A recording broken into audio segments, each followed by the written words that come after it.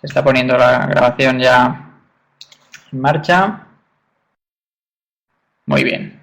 Bueno, pues buenas tardes a todos. Alejandro, Arcesio, José Guillermo, Marcos, Nicolás, Paola. Y creo que eso somos todos. Disculpen si hay algún asistente más, por supuesto Facundo. Muchas gracias al Grupo sobre Entrenamiento por la invitación que nos hizo a participar en este curso de modelos de periodización en los deportes de resistencia y en particular al licenciado Facundo Ahumada. Y vamos a iniciar la primera conferencia virtual del curso, la cual trata sobre aspectos globales del proceso de periodización del entrenamiento. Muy bien, si no me dicen lo contrario, vamos a... me presento en primer lugar, pues ya saben, soy el doctor Jonathan Esteve. Mi experiencia como entrenador en deportes de resistencia, pues creo que es medianamente amplia, especialmente en deportistas aficionados y con alguna excepción con algún deportista de mayor nivel. Mi experiencia se centra en el atletismo, en las carreras de fondo y en el triatlón y eventualmente en algunos deportes como pues el ciclismo, las carreras de aventura, las carreras de montaña. También he trabajado en esos deportes, las travesías, a nado. Los profesores que vamos a dar clase en este curso somos el Cejuela y un servidor, los cuales en su día desarrollamos el programa de entrenamiento All in Your Mind, el cual viene a colección sobre todo por la sesión siguiente que vamos a tener cuando hablamos de periodización por objetivos. Y a lo largo de este curso pues les vamos a contar no solo ese sistema propio de trabajo, sino en definitiva las diferentes formas de elaborar programas de entrenamiento y sobre todo ese gran tema que muchas veces en las facultades queda ahí pendiente, queda muy teórico, que es la cuestión de la periodización del entrenamiento. La sesión de hoy van a ser aspectos generales y en sucesivas sesiones y en los documentos que les iremos cargando en los próximos días ya hablamos de los diferentes modelos. Y el objetivo, creo que hemos entendido bien el espíritu que nos intentaba transmitir Facundo cuando contactó con nosotros hace unos meses, es que esto sea aplicado sobre todo, ¿verdad? Que al margen de esa cuestión teórica, que obviamente tenemos que repasar, porque aparte tenemos que estandarizar un poco el nivel de los diferentes participantes, esta primera sesión va un poco en esa línea, pues lo que interesa es que al final, en esos casos prácticos que les mandamos y en las exposiciones de los últimos días, sobre todo veamos la aplicación directa para la labor que ustedes hacen de entrenadores en el día a día, para tener otra forma de trabajo o para tener unas primeras orientaciones en función de su experiencia profesional. A nivel académico he trabajado durante 11 años en la Universidad Europea de Madrid y en su escuela de posgrado, que está asociada al Real Madrid, que está jugando en estos momentos con la Juve.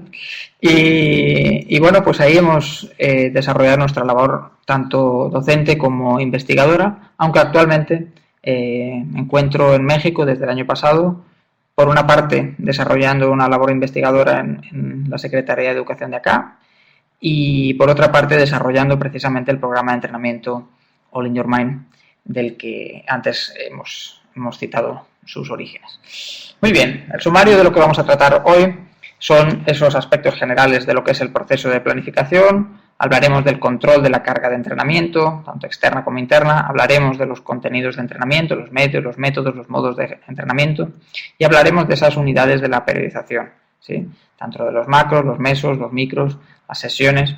Y finalmente haremos un repaso ya más aplicado, más práctico, a lo que serían los pasos generales para seguir y desarrollar una periodización de entrenamiento al margen del modelo que ustedes elijan, que se los iremos presentando en posteriores sesiones. Muy bien, dicho esto, empezamos con esos aspectos generales del proceso de periodización. Empezaremos hablando de la importancia de periodizar, luego daremos unos conceptos de planificación, periodización y programación, que son palabras que a veces utilizamos como sinónimos, pero como entiendo que algunos de ustedes saben, pues no lo son, y hablaremos de los diferentes tipos de cargas. Muy bien, empezamos con esta imagen que nos evoca el valor que pueda tener la improvisación, algo que los entrenadores a veces tenemos que hacer, ¿no? Y no es malo, ¿no? Obviamente aquí vamos a hablar de planificar a largo plazo, de detallar todo de manera científica, etcétera, Pero esto no deja de ser un proceso dinámico en el cual muchas veces hay eventualidades por las cuales pues tenemos que improvisar. Un deportista pues nos manifiesta que tiene un dolor y a lo mejor pues hay que adaptar esa sesión, ¿no? Nos manifiesta que ha pasado mala noche o que no le habíamos visto los últimos 3 días y ahora aparece y no ha hecho el trabajo que tenía que haber hecho. Entonces tenemos que adaptar, si quieren llamarle así, tenemos que improvisar algunas cuestiones por eventualidades que ocurren en el entrenamiento. Y eso no es malo, y eso de hecho es una de las actitudes, una de las competencias que debe tener un entrenador, la capacidad de ser flexible a los acontecimientos y de adaptarse a las situaciones, ¿verdad? E incluso a veces durante las propias competencias, según el comportamiento o el devenir de las situaciones, ¿no? El problema es cuando esta improvisación se torna nuestra forma de trabajo, nuestro estilo de trabajo, por un problema nuestro, por una falta de planificación, ¿no? Entonces, quede ahí el valor de la improvisación para reaccionar, para no ser esclavos del papel que hemos programado en su día, para ser un estilo de trabajo, la improvisación día a día, ¿no?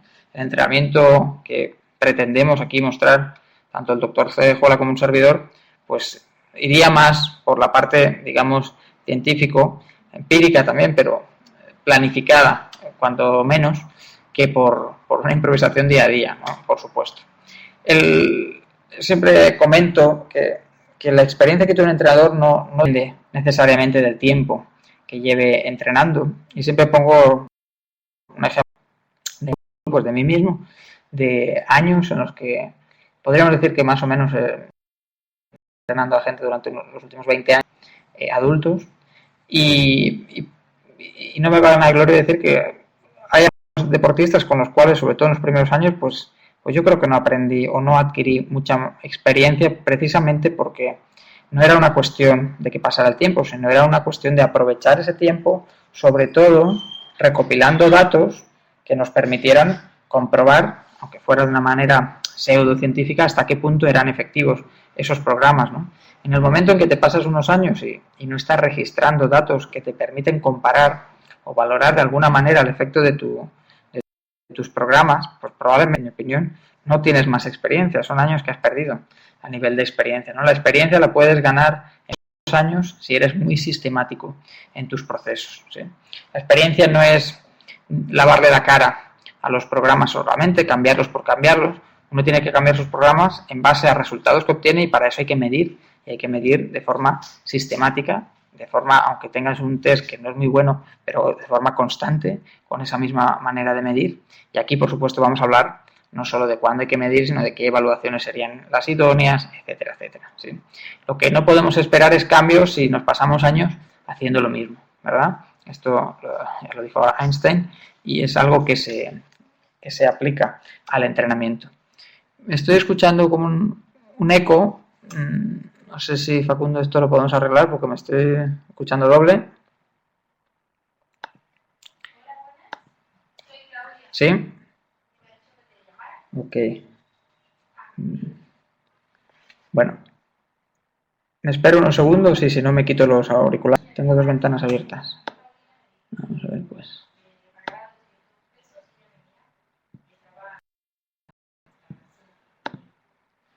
Muy bien. ¿Ahora? Ok, perfecto. Seguimos adelante, pues. La importancia de periodizar está en el hecho de que para llegar el día D a la hora H en forma, está claro que tenemos muchas más posibilidades si programamos el trabajo de forma sistemática y a largo plazo que si vamos adaptando la experiencia que tengamos según cada día, según lo que se nos ocurre cada día, según nuestra intuición. Y lamentablemente hay grandes errores que con los años se van dejando llevar por esa experiencia acumulada y llegan a la piscina, a la pista y bueno, pues tienen una idea general de lo que toca hacer en esta época del año y a partir de ahí pues ya deciden día a día lo que hay que hacer, ¿no? Eso no sería una buena improvisación, eso no sería una buena sistematización del trabajo y por supuesto pues la periodización que puedan llevar a cabo esos entrenadores dan un papel muy general, ¿no? Pero no llega al detalle que vamos a intentar transmitir a lo largo de esta sesión en la parte final de cuál es el proceso desde que yo para unas líneas generales como pueden ser esos gráficos que ven hasta que esto lo concreto en por qué hoy tengo que trabajar esto y bueno eventualidad lo adaptaré y si no, mañana pues tengo que trabajar durante esta semana este tipo de casas en este tipo de dosis, ¿verdad? Solo siendo sistemáticos cuando podemos realmente controlar hasta qué punto estaremos alcanzando un estado de forma y, por tanto, un estado de fatiga y una recuperación adecuada, ¿sí? Estos gráficos los mostraremos en otras sesiones. Nos vienen a indicar esas tres variables. Por ejemplo, se indica en esta flechita viendo ahora animada cuál puede ser un momento en el que tengamos una buena recuperación con un aceptable estado de forma y unos bajos niveles de fatiga, ¿sí?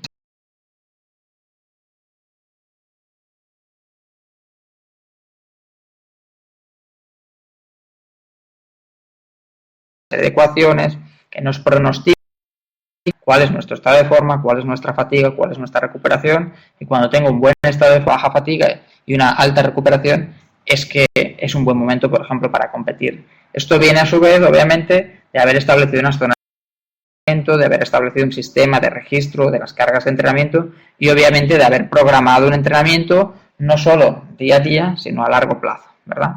En definitiva, cuando hablamos de improvisación o versus ese entrenamiento científico, es un poco lo que se ha comentado de la ciencia y el arte del entrenamiento, ¿verdad? Realmente no es ni una cosa ni otra el entrenamiento, ¿no? Pero si nos quedamos con esa parte científica del entrenamiento, podríamos hablar, o deberíamos destacar esa parte metódica y controlada que debe tener todo proceso de entrenamiento respecto a la parte de sensibilidad y de empirismo y de improvisación bien entendida que también